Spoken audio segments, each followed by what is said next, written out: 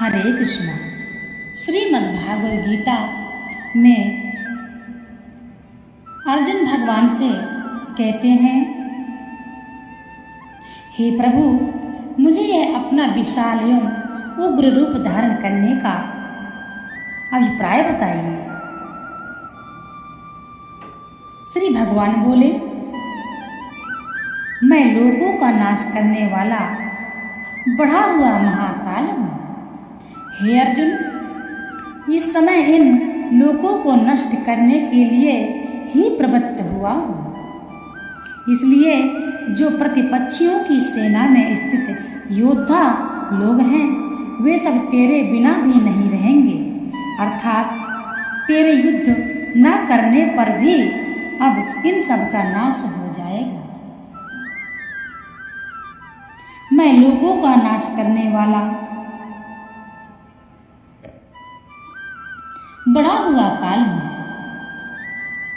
इस कथन का अभिप्राय क्या है? भगवान ऐसा क्यों कहते हैं? इस कथन से भगवान ने अर्जुन के पहले प्रश्न का उत्तर दिया है, जिसमें अर्जुन ने यह जानना चाहा था कि आप कौन हैं। भगवान के कथन का अभिप्राय यह है कि मैं संपूर्ण जगत का सृजन, पालन और संहार करने वाला साक्षात परमेश्वर हूँ। अतएव इस समय मुझको तुम इन सबका संहार करने वाला साक्षात काल समझो।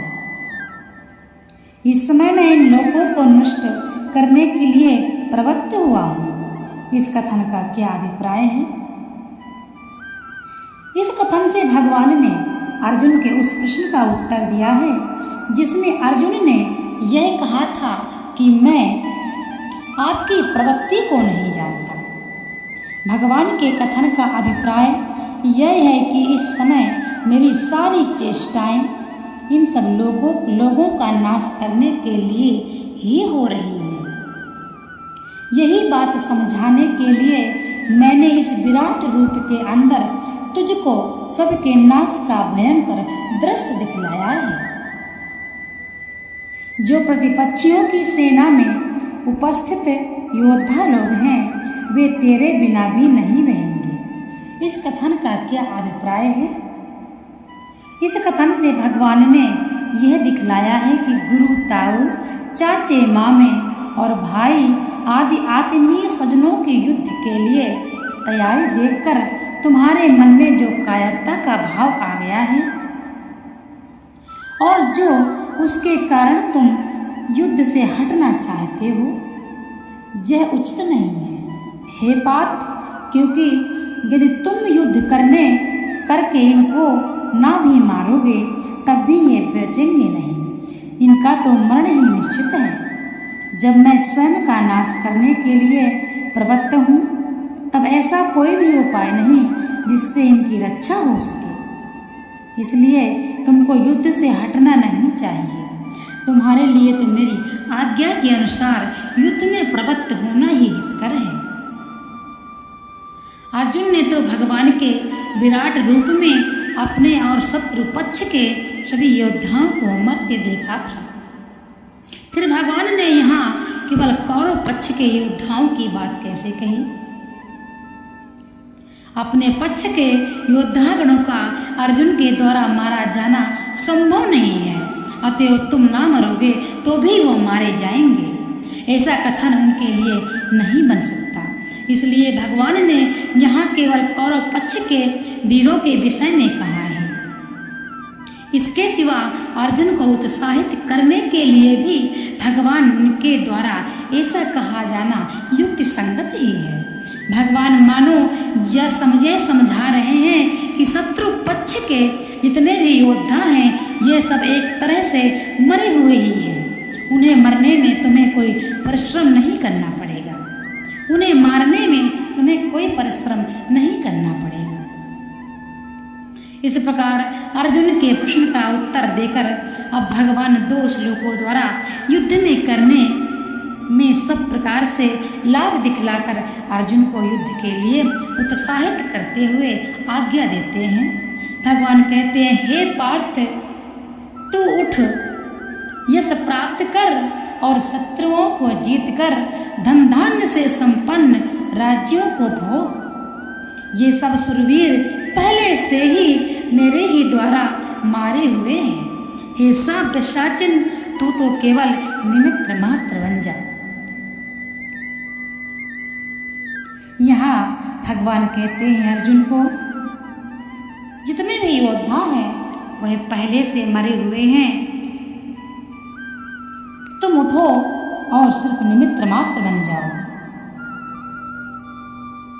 भगवान ने यह सब भाव दिखलाया है कि जब तुम्हारे युद्ध न करने पर भी ये सब नहीं बचेंगे, निसंदेह मरेंगे ही, तब तुम्हारे लिए युद्ध करना ही सब प्रकार से लाभप्रद है। अतएव तुम किसी प्रकार से भी युद्ध से हटो मत, उत्साह के साथ खड़े हो जाओ। यश लाभ करने और शत्रुओं को जीतकर समृद्ध राज्य भोगने के लिए कहने का क्या अभिप्राय है? इससे भगवान ने यह भाव दिखलाया है कि इस युद्ध में तुम्हारी विजय निश्चित है। अतएव शत्रुओं को जीतकर धन धान्य से संपन्न महान राज्यों का उपभोग करो और दुर्लभ यश प्राप्त करो। इस अवसर को हाथ से न जाने दो। भगवान कहते हैं, हे पिशाचिन, नाम से संबोधित करके ये कहने का क्या अभिप्राय है? ये पहले से ही मेरे द्वारा मारे हुए हैं, तुम तो केवल निमित्त मात्र बन जाओ। जो बाएं हाथ से भी बाण चला सकता हो उसे पिशाची कहते हैं। यहाँ अर्जुन को पिशाची नाम से संबोधित करके और निमित्त मात्र बनने के लिए कहकर भगवान ने यह भाव दिखलाया है कि तुम तो दोनों ही हाथों से बाण चलाने में अत्यंत निपुण हो। तुम्हारे लिए इन सुरवीरों पर विजय प्राप्त करना कौन सी बड़ी बात है? इन सबको तो वस्तुतः तुम्हें मारना ही क्या पड़ेगा। तुमने प्रत्यक्ष देख ही लिया है कि ये सब मेरे द्वारा पहले से ही मारे हुए हैं। तुम्हारा तो सिर्फ नाम भर होगा। अतएव अब तुम इन्हें मारने में जरा भी हिचको मत। मार तो मैंने रखा ही है। मार तो मैंने ही रखा है, तुम तो केवल निमित्त मात्र बन जाओ। इस प्रकार से भगवान अर्जुन को युद्ध के लिए उत्साहित कर रहे हैं।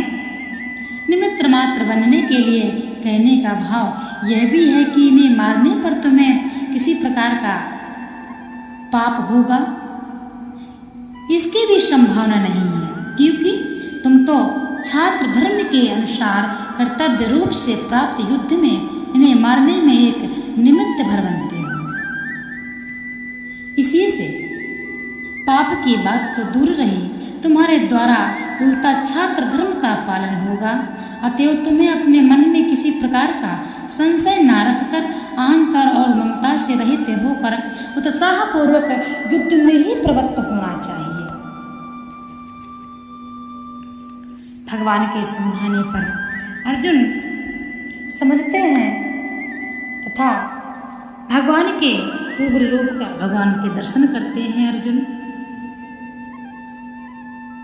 भगवान कहते हैं, हे अर्जुन, ये युद्ध के जितने भी योद्धा हैं इनको तो मैंने पहले ही मार रखा है और इनको मारने में तुम्हें कोई पाप लगेगा, ये संभव नहीं है।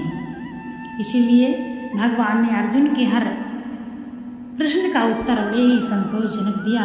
श्रीमद् भागवत गीता से आप सब कुछ समझ सकते हैं। श्रीमद् भागवत गीता भगवान श्री कृष्ण की साक्षात वाणी है।